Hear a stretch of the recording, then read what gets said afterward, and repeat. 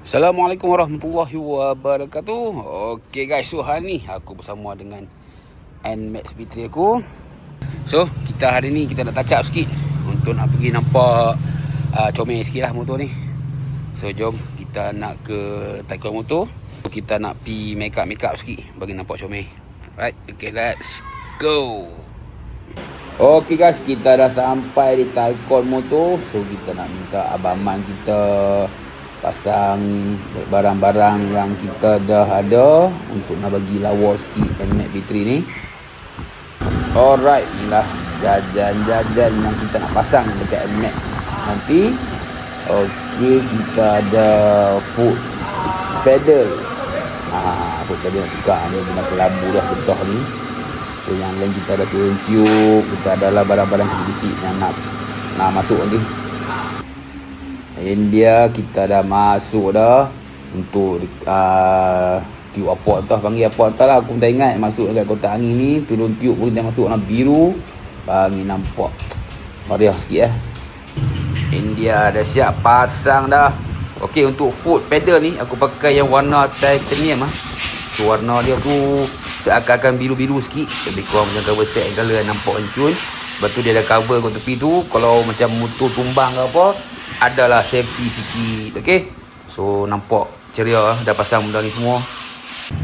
Okey, motor dah siap pasang benda-benda ni semua. So lepas ni kita nak ke 17 Racing, kita nak lower pula motor bagi nampak lebih ganas. Okey, let's go. Okey guys, kita dah sampai di 17 Racing. Oh, lama tak main. So aku nak lower depan. Kita pakai spring daripada YSS. Kita load 1.5 . Hari ni kita betul-betul nak buat bagi elok sikit lah untuk NMAX ni. Okay, hari ni kita nak tukar disc daripada Hypertech 260. Itu dalam sini ada macam-macam lah dah. Yang ni untuk pump brake. Kita nak buka test lah. Ini tapak untuk disc. Ni untuk kabel brake depan. Dis lah. Kita pakai butang-butang ni warna biru ni. Ni untuk gearbox punya tudung. Kita tukar sekali. Kita tukar yang warna biru. Boleh cover set pun kita tukar biru juga. So kalau benda-benda ni semua apa berminat untuk NMAX ke untuk MVX ke, apa boleh tengok dekat link. Aku dah sediakan link. Okay, so nak tengok kita punya Mr. John pasang. Okey guys, inilah selepas kejadian kita dah tukar foot pedal warna titanium . Kita dah tukar disc brake sekali dengan tapak daripada Hypertech tu. Kita dah turun 1.5 inci. Kita menggunakan fork kit YSS .